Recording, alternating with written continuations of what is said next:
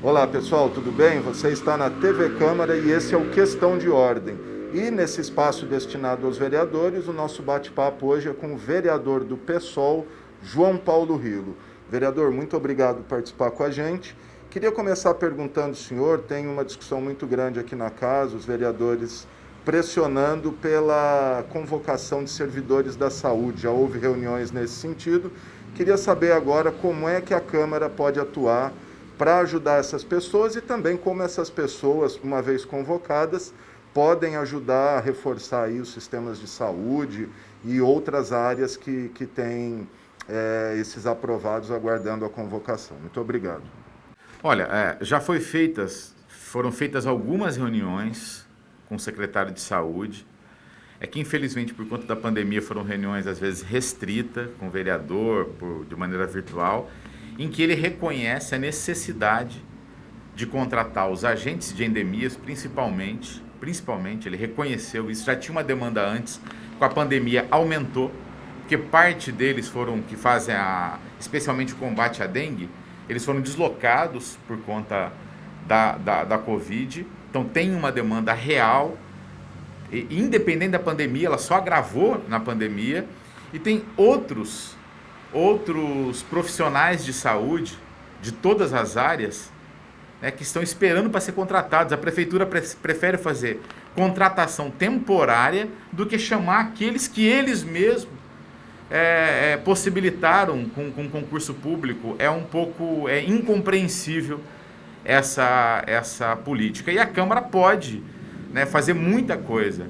Primeira coisa seria ou uma comissão de trabalho, a convocação imediata do secretário na comissão de saúde para tratar só do concurso público, com participação dos concursados, porque eles têm informações muito mais do que os vereadores. Então, essa participação direta, o que a Câmara tinha que promover? Isso a Câmara pode fazer. Promover um debate público, a verdade. O secretário de saúde e os concursados, eles têm informação, eles sabem onde está faltando profissional, quais são os profissionais que pediram demissão. Isso é público, só não está organizado. Essa informação ela está desorganizada. O governo utiliza dessa desinformação para dizer que não pode contratar por conta da lei do Bolsonaro, a 173. Mas mesmo a 173, ela possibilita a convocação quando tem vacância ou necessidade extrema. É o que acontece no município.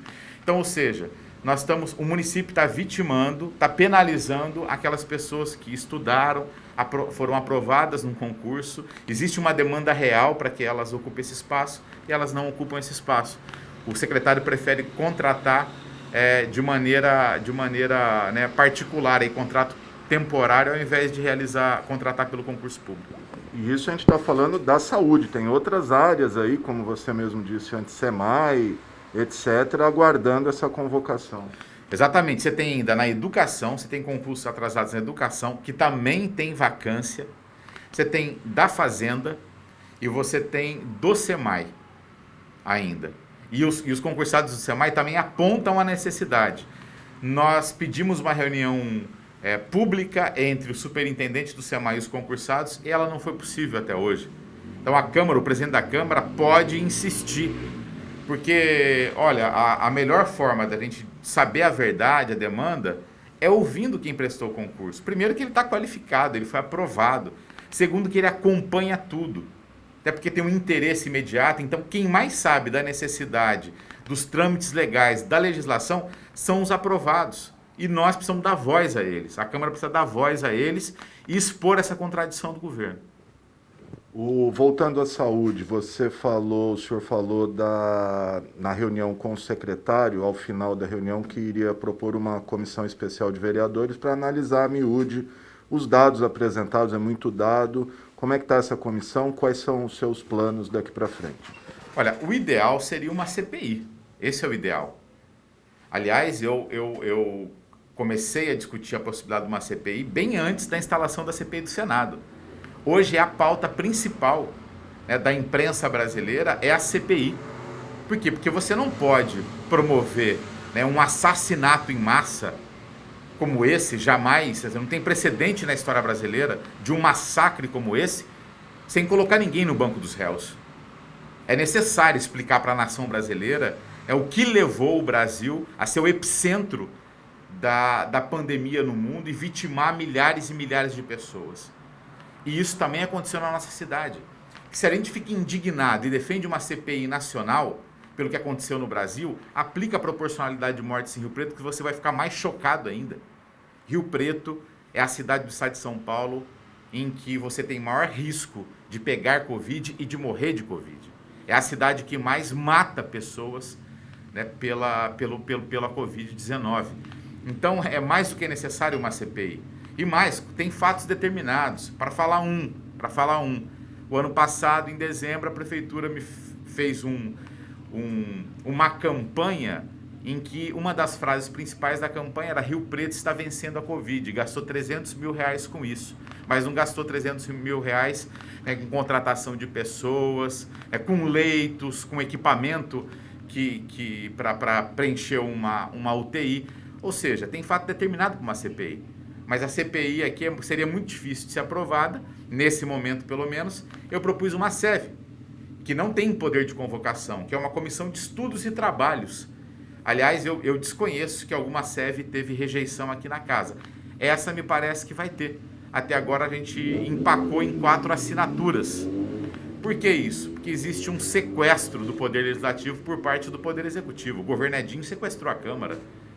Eles perderam a eleição da presidência e logo fizeram cooptação de vereadores, constituíram a maioria em todas as comissões. Isso nunca existiu na casa, isso não existe na Assembleia Legislativa, não existe na Câmara dos Deputados.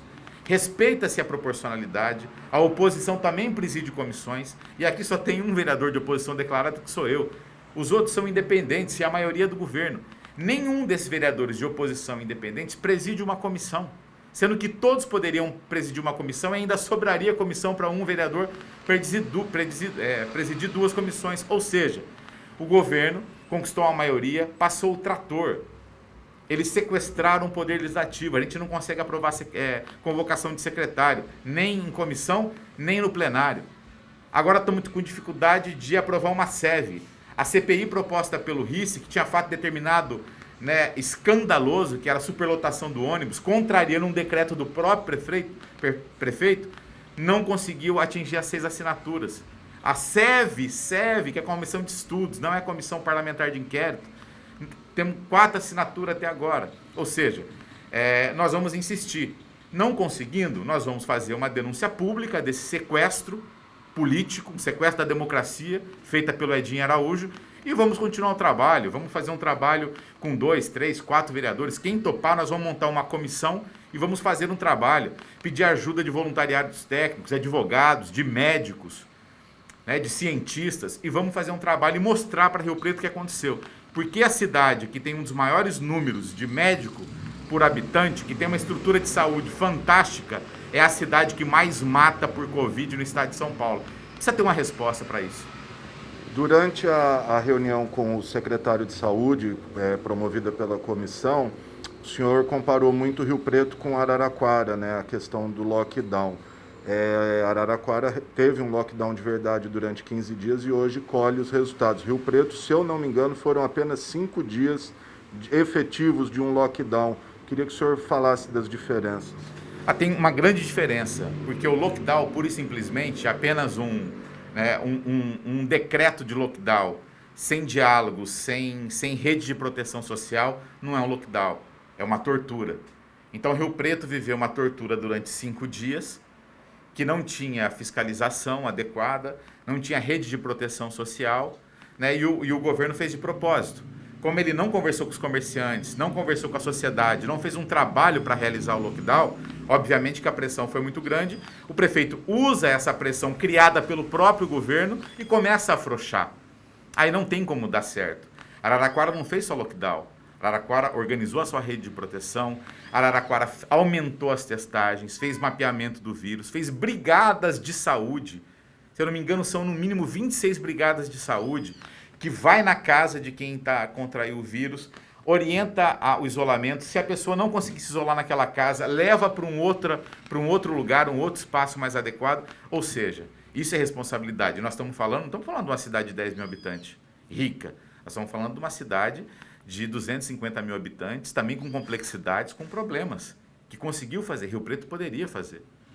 Então, e eles se irritam muito quando compara com Araraquara, porque o prefeito de Araraquara é do PT, mas poderia ser de qualquer partido. Qualquer exemplo de lockdown bem feito, nós vamos seguir. Então, eles se irritam com Araraquara, porque é um paradigma aqui, está do nosso lado, a 150 quilômetros, e provou que é possível, né, preservar, salvar vidas e ter um diálogo com a sociedade. É isso que não existe aqui. Na verdade, né, o que existe aqui é que o prefeito Edinho ele é um preposto dos piores interesses econômicos da cidade e são eles que pressionam e definem a política da cidade.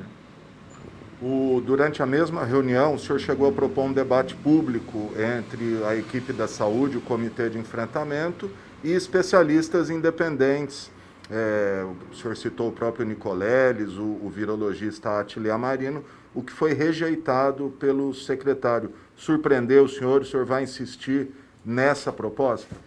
Olha, Alexandre, a SEV, obviamente, ela vai promover esse tipo de debate e esclarecimento. Nós vamos insistir, né? Nós vamos convidar especialistas da cidade, fora da cidade, para fazer esse debate. O problema é que quando eu fiz a proposta, eu citei também, além desses dois nomes, eu citei também o nome do ex-secretário Cacau Lopes. E é outra coisa que cria muita irritação ao governo. Você fala a palavra Araraquara e a palavra Cacau. Eles ficam um pouco, eles perdem as estribeiras. Né? Tem um ataque de histeria muito grande, que foi o que aconteceu com o secretário.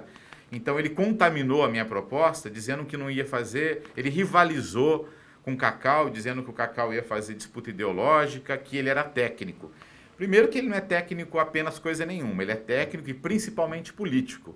Ninguém vira secretário de uma pasta da saúde tão importante se ele não tem capacidade e vocação política. E o secretário tem, porque ele faz política muito bem, ele tem até fã-clube aqui na Câmara Municipal. Então essa conversa que ele é técnico, ele pode até inclusive se enroscar sobre isso. Porque ele parece que ele é técnico de saúde, mas me parece que ele ganha como se fosse técnico de trânsito também, porque ele tem um salário na Jari, né?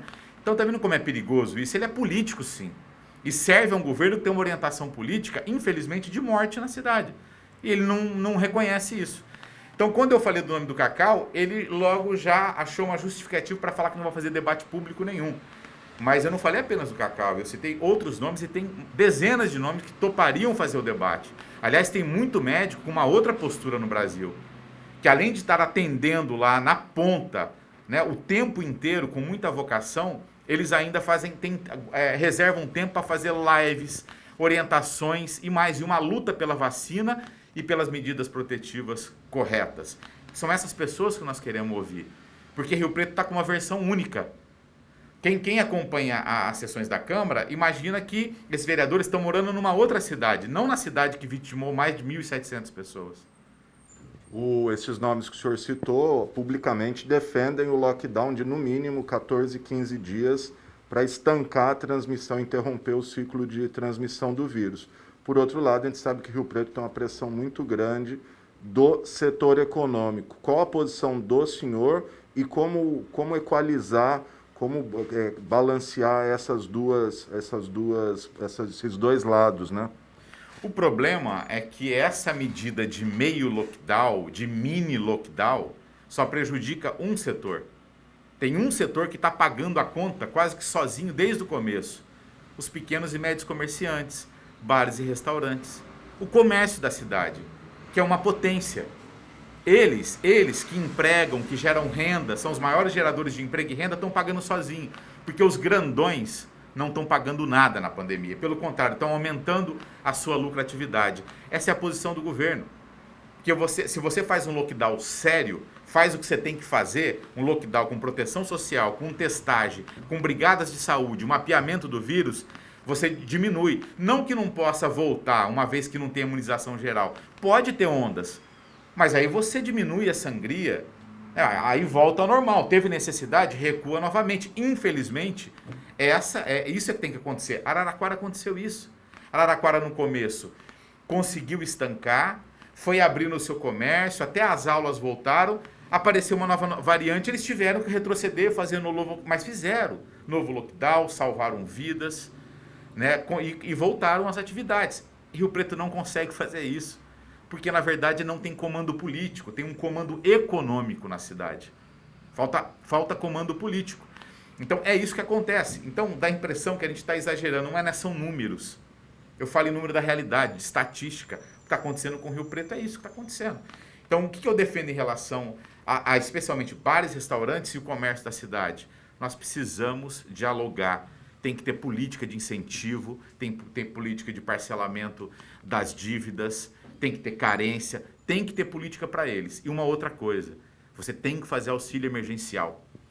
Porque se você faz auxílio emergencial vinculado ao comércio local, você potencializa. Se você colocar 8, 10 milhões por mês na mão direta das famílias que mais precisam, elas não vão colocar no banco nem debaixo do colchão. Elas vão na açougue comprar carne, elas vão no mercado, elas vão na farmácia, elas vão comprar roupa, elas vão comprar alimento, vão comprar remédio, e você gira novamente, minimamente, você faz a tua parte. Obviamente que o município não salva a economia de um país, mas ela ameniza e pode fazer a parte dela. A prefeitura pode fazer a parte dela. E o Edinho se nega a fazer isso. Porque a gente sabe, o Edinho, ele é o representante, né, de uma elite financeira que tem essa mentalidade. O senhor, inclusive, apresentou um projeto nesse sentido, né? Não só criando o auxílio emergencial, mas vinculando o uso, seria um cartão, um ticket, nos estabelecimentos situados no município. Exatamente. E a nossa proposta, ela não é demagógica, populista, estratosférica. Nós fizemos baseado numa experiência recente de uma prefeitura, de uma cidade muito mais pobre, com muito mais complexidade e carência do que a nossa, com um orçamento muito mais estrangulado, por causa da demanda da cidade, que é Belém. Fiz até uma live com o prefeito de Belém. Com toda a dificuldade que tem, eles fizeram um auxílio lá. Eles criaram um auxílio. E a diferença do nosso aqui é que eu vinculei este cartão, este benefício, ao comércio local cadastrado. E a prefeitura faria a regulamentação que entendesse melhor. Seria maravilhoso e cabe no orçamento da cidade. A gente estava falando de quanto custaria esse projeto, que é importante. A gente fez o estudo. Eu preferia que ele fosse mais amplo, mas talvez comprometesse o orçamento. Gira em torno de 7 milhões por mês. 7 milhões por mês. Isso não quebra a prefeitura. Você vai salvar muita da dignidade para muita família, salvar muitas famílias e mais. Esse recurso todo volta para o comércio da cidade. Além de um diálogo direto com os pequenos comerciantes, com bares e restaurantes. Tem vários exemplos. Você tem iniciativas no Brasil. Rio Preto tem que conversar e fazer a sua parte também. Por quê? Porque o comércio, a gente sabe, uma das bases da economia da cidade sempre o comércio da cidade. Essa é a nossa grande indústria. É um setor que ele não é inovador, ele não é produtivo. Olha, que eu escuto muito essa conversa. Não é bem assim. Não é bem assim. Cada cidade tem a sua vocação. Nós temos a nossa. Esse setor emprega. Ele emprega, ele gera economia, ele gera cultura, ele gera movimento na cidade. Ele é fundamental, ele é estratégico para a cidade. Por isso que merece uma conversa. E vai ter oportunidade. Que assim que a poeira abaixar um pouco, né, aí esses comerciantes vão entender quem de fato defende, né, o legado deles, a história deles, a importância estratégica deles para a economia. E o nosso mandato vai estar do lado deles. Um outro setor bastante afetado, talvez o primeiro afetado e, como sempre digo, o último que vai voltar e bastante afeito ao senhor, é a cultura. Como que está a situação dos artistas da cidade, dos centros culturais? Teve a Lei Rouanet, chegou um recurso. Como é que está hoje a situação desse pessoal? A Lei Aldir Blanc. Olha, esse setor foi o grande, talvez o mais prejudicado. Sofreu demais no começo da pandemia. Discutiu durante um mês aqui num grupo virtual com o secretário, formalizar um projeto que custaria R$900 mil, que era um auxílio emergencial, e o prefeito rejeitou. Isso era menos do que se gastaria com os festivais, com as festividades, e rejeitou. Mas aí, felizmente, teve uma pressão nacional e teve a Lei Aldir Blanc. Então, PROACs, vários programas de fomento e emergenciais. Então, neste momento, ainda muitas companhias, muitos artistas conseguem manter a sua dignidade mínima por conta desses projetos e auxílios. Mas eles estão acabando. Eles estão acabando. A prefeitura só montou um conselho municipal deliberativo porque era obrigado para poder receber a Lei Aldir Blanc. Eles enrolam, é a promessa de campanha do prefeito que ele não cumpria. Montou o conselho, montou o fundo, mas não tem orçamento. O orçamento continua pífio na cultura. Então é um segmento que já está para estourar, já tem muitos artistas em situação difícil, porque você recebe dinheiro, você apresenta o projeto e esgota. Então o município tem que conversar urgentemente. Agora tem o conselho, já que eles tiveram que montar, eu espero que o conselho seja muito atuante e proponha o quanto antes um programa de auxílio emergencial para os artistas da cidade. Um outro tema que o senhor está bastante envolvido e que deu bastante discussão aí na sociedade foi a rejeição do Conselho Municipal da Diversidade Sexual. O senhor recentemente voltou a se reunir com o governo para debater o reenvio desse projeto. Como é que está essa questão? Olha, nós pedimos uma reunião com o secretário de governo para que a comunidade, representantes da comunidade LGBTQIA+, pudessem falar e formalizar um pedido. O pedido é para que o governo envie novamente o projeto. Eles propuseram uma parceria política. O governo apresentou as suas dificuldades, reconheceu que apenas enviou o projeto, mas não fez trabalho político nenhum, por se tratar de um tema muito polêmico, ou seja, para alguns projetos a prefeitura, o governo atuou. Para quase todos. Só teve um projeto que o governo não atuou, esse. Ou seja, é uma declaração de desprezo ao movimento, a um tema tão delicado e necessário como esse. Então, o pedido da comunidade é para que o governo envie.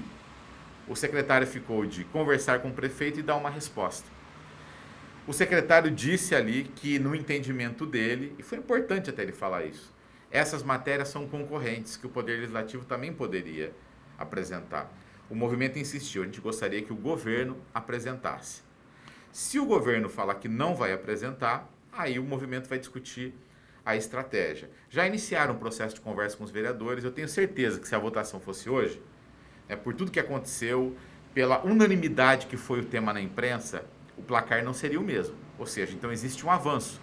E direitos é isso, direito é luta e organização, não tem que lamentar. Perdeu, foi uma coisa muito feia que a Câmara fez. Esses vereadores, eles foram expostos, tiveram que responder para as suas bases, muitos já mudaram de opinião e outros eu acho que tendem a mudar. E é isso, é um processo de convencimento.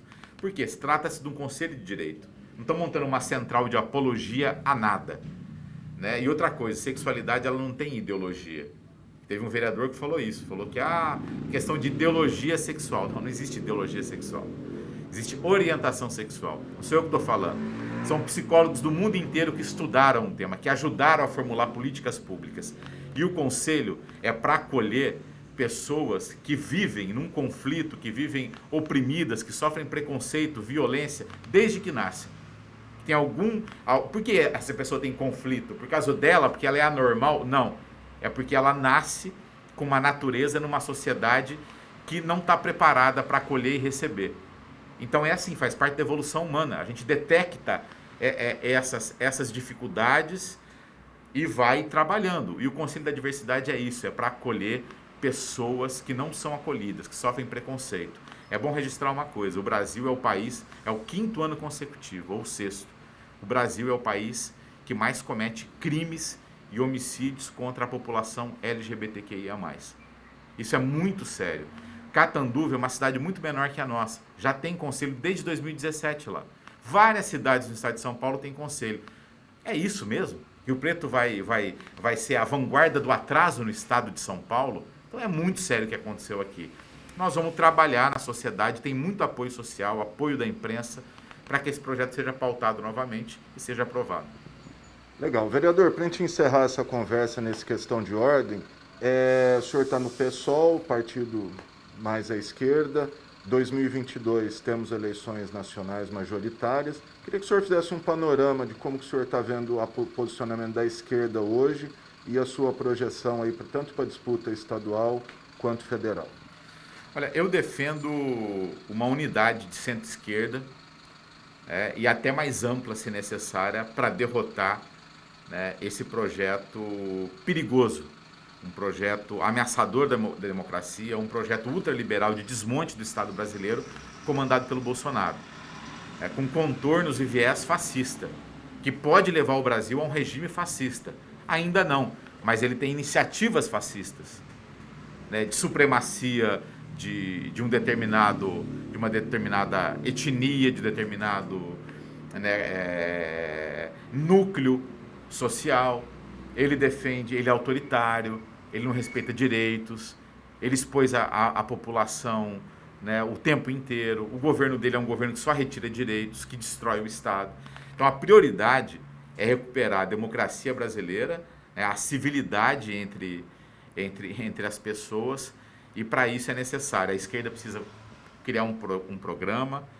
Defendo que o PSOL componha uma discussão de frente de esquerda, de centro-esquerda, até mais ampla se necessária, em que, se o presidente Lula tiver os seus direitos preservados, a gente respeite ele como uma das alternativas, e que tenha essa composição. É o que eu defendo, que o meu partido faça parte da discussão, de uma frente, primeiro frente centro-esquerda, mas com possibilidade de ampliar para derrotar o bolsonarismo no Brasil. Obrigado. Então, vereador, muito obrigado a você que nos acompanhou em mais esse Questão de Ordem. Um grande abraço e até a próxima.